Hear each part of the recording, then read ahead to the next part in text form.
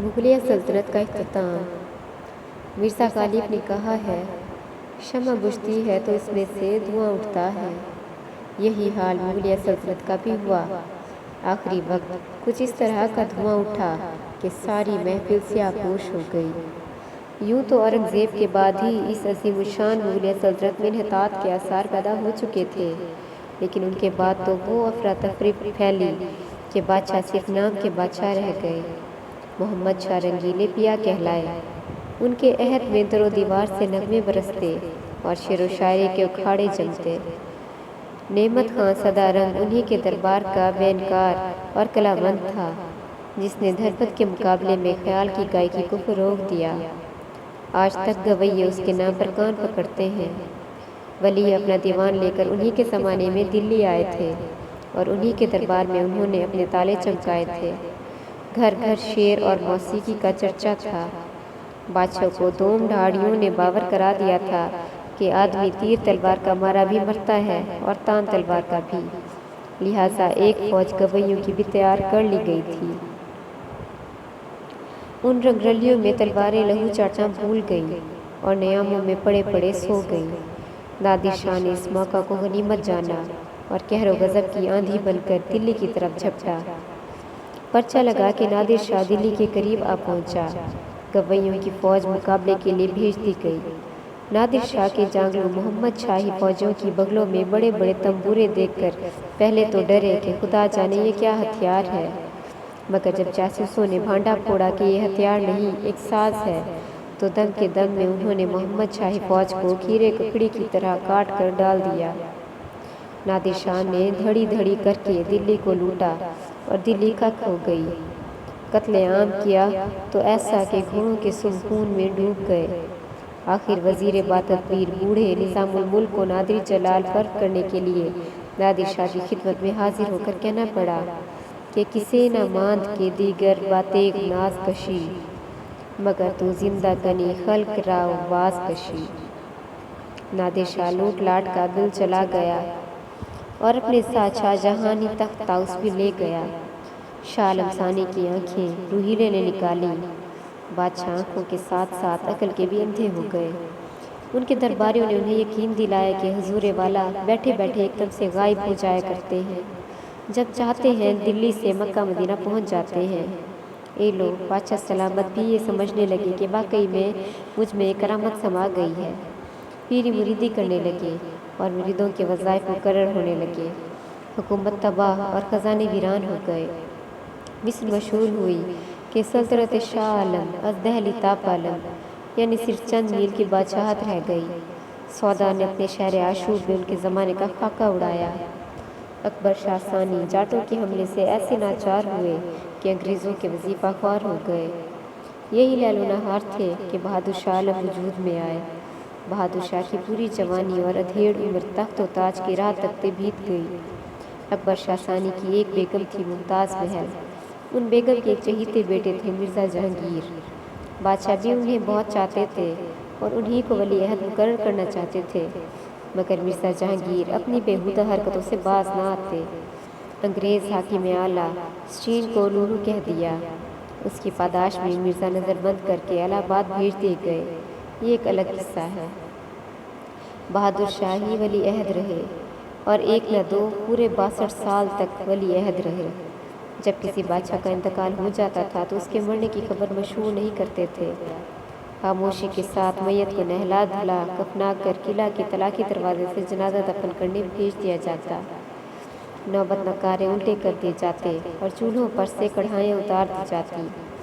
اکبر شاہ ثانی کے وقت تک یہ رسم چلی آتی تھی کہ بادشاہ کے جنازے کو تخت کے آگے لا کے رکھتے تھے۔ دوسرا بادشاہ جو کوئی ہوتا تھا مردے کے منہ پر پاؤں رکھ کر تخت پر بیٹھتا تھا۔ دوسرے بادشاہ کے تخت پر بیٹھتے ہی شادیانے بجنے لگتے، سلامی کی توپیں چلنے لگتی۔ تب کہیں سب کو معلوم ہوتا کہ بادشاہ مر گیا اور دوسرا بادشاہ تخت پر بیٹھ گیا۔ 62 سال کی عمر میں بہادر شاہ کو تخت نصیب ہوا تو مغلوں کا جلال رخصت ہو رہا تھا اور آفتاب اقبال لب بام آ چکا تھا۔ بہادر شاہ کہنے کو تو بادشاہ تھے لیکن بالکل بے دست و پا تھے۔ فرنگی سرکار کے نمک خوار تھے۔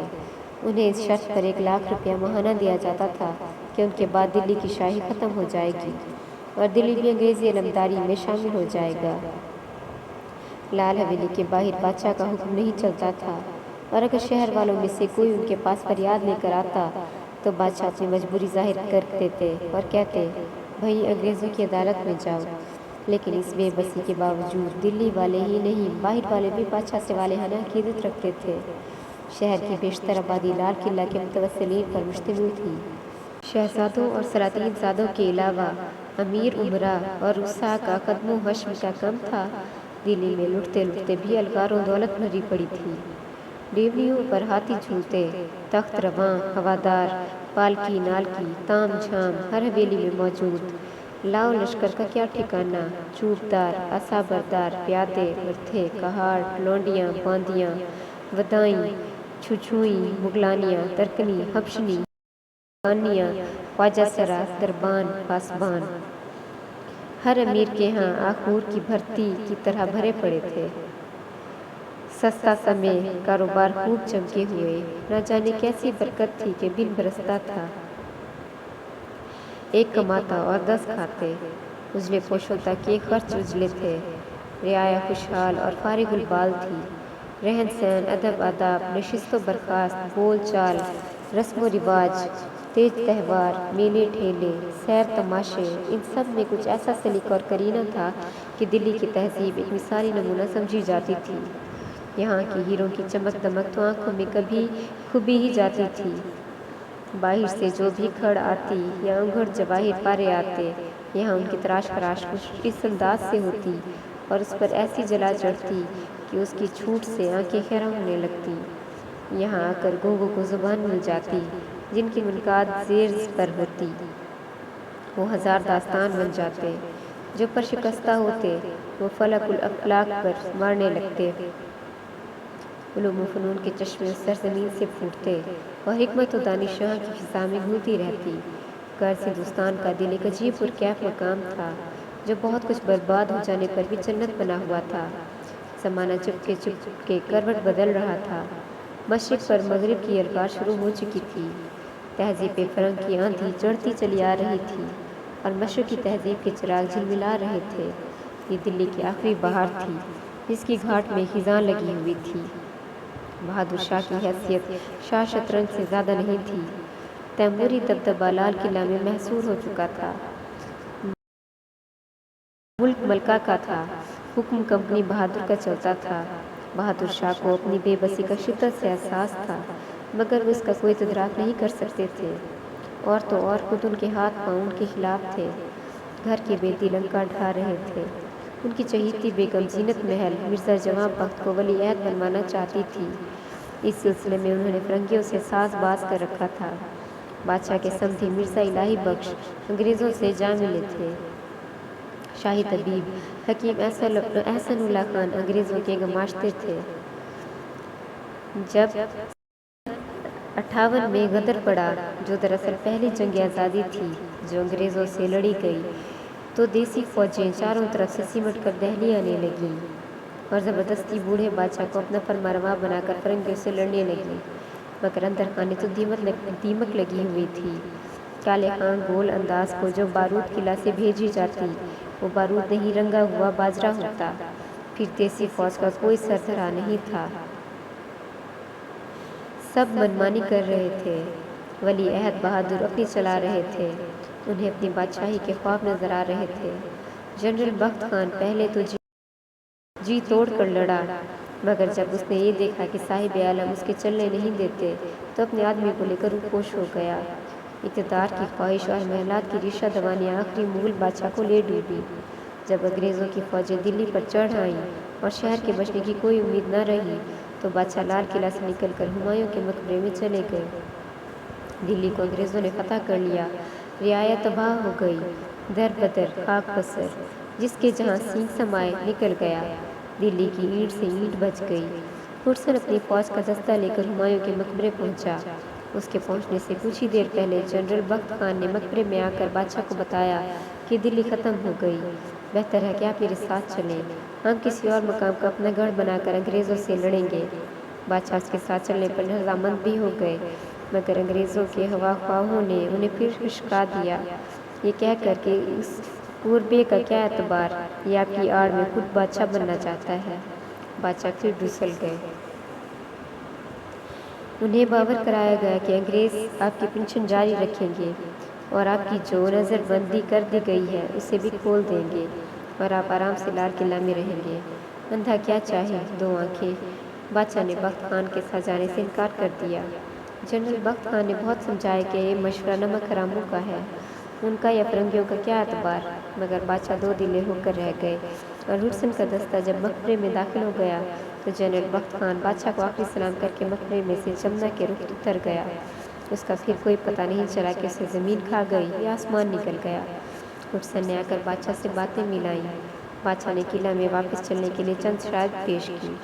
اپنی اور اپنے لواحقین کی جان بخشی چاہیے، پنشن جاری رہنا اور نظر کا کھلنا چاہا۔ ہڈسن نے سارے مطالبات مان لیے۔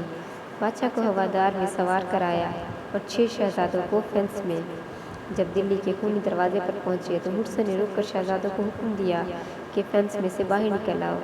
شہزادوں نے حکم کی تعمیل کی۔ ہڈسن نے ان پر اپنا تمنچہ اتارا۔ شہزادوں نے کہا، آپ نے تو ہمیں جان کی امان دی ہے، زبردست، مارے بھی اور رونے نہ دے۔ ایک ایک کر کے ہڈسن نے 6 شہزادوں کو گولی کا نشانہ بنایا۔ ایک روایت یہ بھی ہے کہ جب شہزادے خاک و خون میں تڑپ رہے تھے تو ہڈسن نے ان کا چلو چلو بھر خون پیا اور کہا، آج میں نے انگریزوں کے مارنے کا بدلہ ان سے لے لیا۔ شہزادوں کے سر کاٹ لیے گئے اور ان کی لاشیں خونی دروازے پر لٹکا دی گئیں۔ بادشاہ کو لال قلعہ میں قید کر دیا گیا۔ جب بادشاہ نے دبی زبان سے شکوہ کیا کہ مجھ سے میری پنشن بحال رکھنے اور نظر کھولنے کا وعدہ کیا گیا تھا تو ہڈسن نے کہا، ہم تمہاری نظر بھی کھولے گا۔ یہ کہہ کر شہزادوں کے کٹے ہوئے سر ایک تشت میں رکھ کر بادشاہ کے سامنے پیش کر دیے۔ بوڑھے بادشاہ کے دل پر 6 جان جوان بیٹوں کے سر دیکھ کر کیا گزری ہوگی، اس کا اندازہ صاحب اولاد کر سکتے ہیں۔ اور شہزادوں کے بے گور و کفن لاشیں خونی دروازے پر لٹکی سڑتی رہیں۔ بادشاہ زادیاں دلی کی ویران گلی کوچوں میں بھٹکتی پھریں، کوئی انہیں امان دینے پر تیار نہ تھا، کون اپنی جان جوخم میں ڈالتا۔ کوتوالی چبوترے پر پھانسیاں گڑھ گئیں اور چن چن کر مسلمانوں کو دار پر چڑھایا گیا اور اس کا بھی خاص اہتمام کیا گیا کہ پھانسی دینے والا بھنگی ہی ہو۔ دیکھتے ہی دیکھتے شہر میں ہوں کا عالم ہو گیا۔ ویرانوں میں کتے لوٹنے لگے۔ وہ بازار جہاں کنویں سے کنواں چلتا تھا اور تھالی پھینکو تو سروں ہی سروں پر جاتی تھی، بس مار کر دیے گئے۔ امیر امرا کی حویلیاں ڈھا دی گئیں اور دفینوں کی تلاش میں دلی پر گدھوں کے حل پھروا دیے گئے۔ بادشاہ پر لال قلعہ میں مقدمہ چلایا گیا اور انہیں قید کر کے رنگون بھیج دیا گیا۔